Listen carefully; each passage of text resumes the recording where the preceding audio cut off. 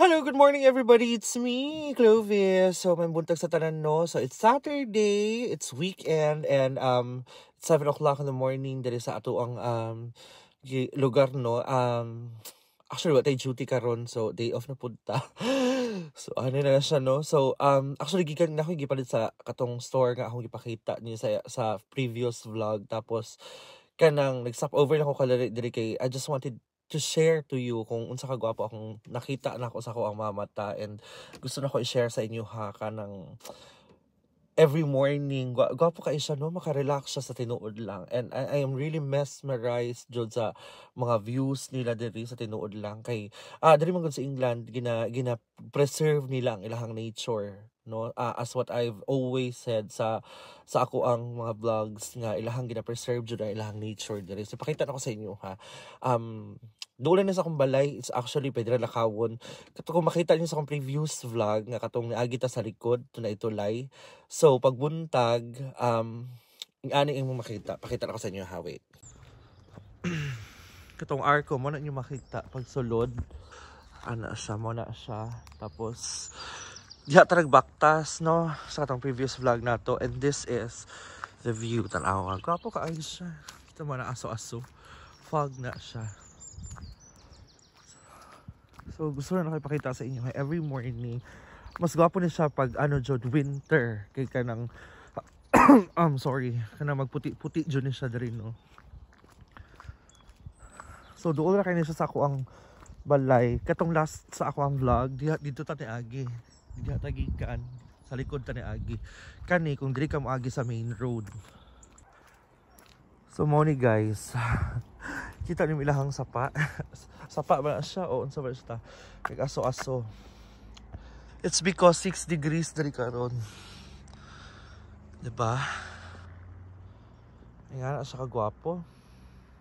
Kaya makita ninyo nga marag ka ng aso. Ano na siya, medyo freezing na. As I've said, 6 degrees na diri karon. So, 7 o'clock in the morning. So, yung anak kagwapo ang view diri no.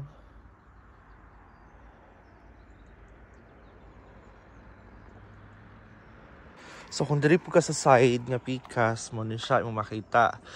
So katong last vlog nato dito tagikan. Dito tong balay, dito tani agi sa likod. Tapos dito tani baktas. Paana gawas dito sa arko. Now kung diretso ni mga arko padulong diri, mo ni nga view pud mo makita. So diri nga side. Diba? Actually kung baga aso-aso. So muna siya everybody, ito ang morning view. So 7 o'clock in the morning diri. Tapos 6 degrees. This is our morning view.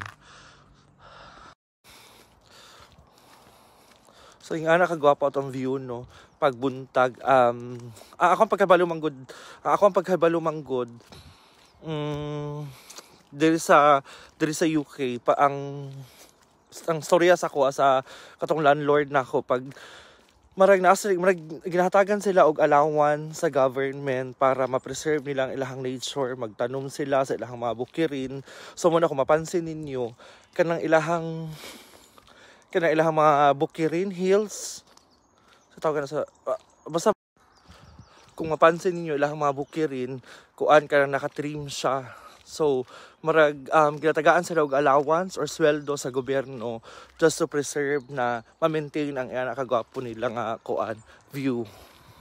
Kung anha pud ka diri nga side, kung kani siya diri padiretsohon nimo na napoy mga gwapong view dira marag ka ng walk. So, marag sa tawag na North Dorset Railway ang ginatawag kay railway na siya sa una sa train, pero gihimo nila og kuan na kanang marag park para malakaw-lakawan sa tao. And diri pud na side pwede pud ka mag-walk diha. Gwapo pud na diha.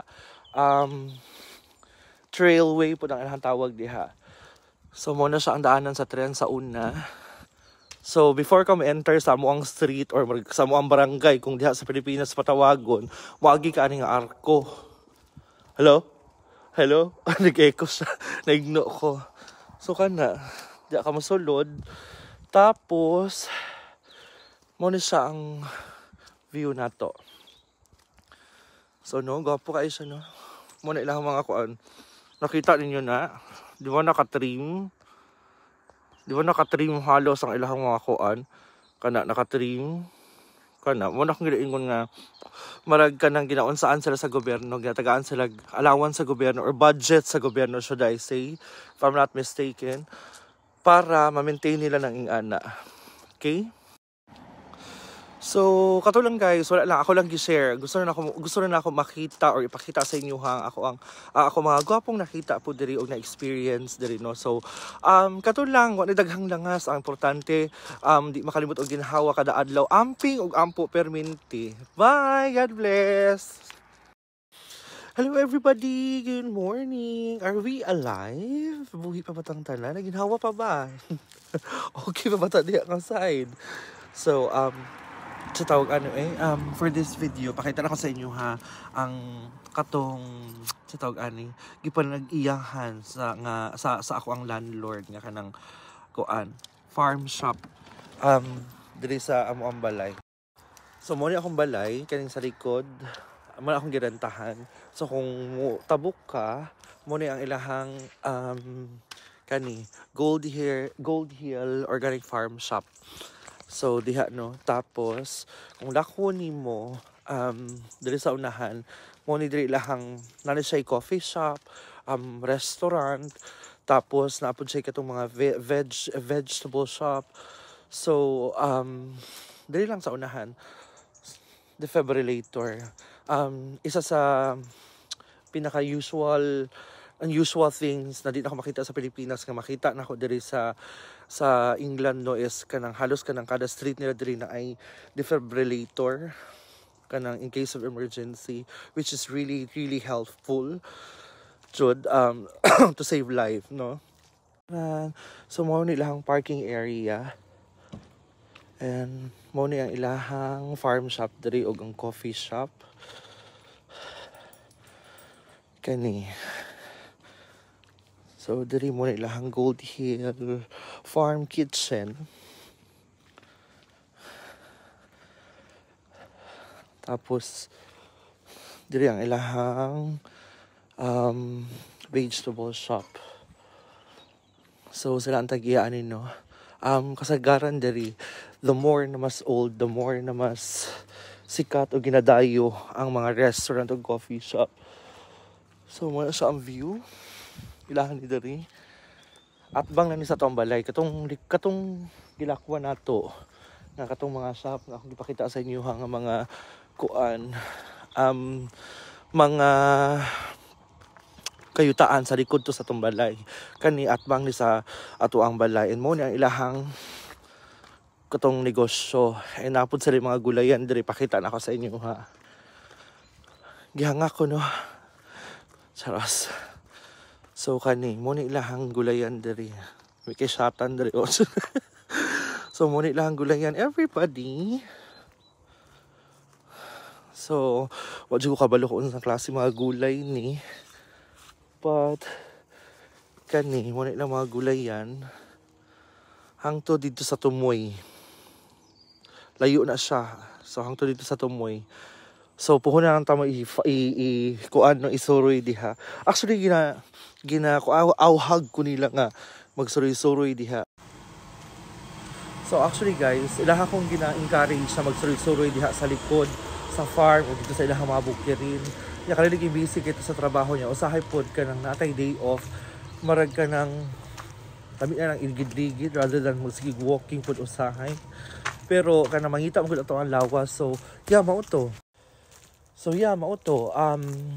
Moto ilahang gipanag-iyahan. So ang ingon sa tag-iya sa ako apart from kan daghan pa daw siya mga katigayunan kanang mga yuta. So wala lang kay nila na atiman, no. Basin dig hatagan. Basin dig hatagan tan mo. So kani nakuha na to. So kaning balay di na ginagamit mo nang ilahang giparkilahan na lang. Kani muna akong balay, muna akong girentahan na balay.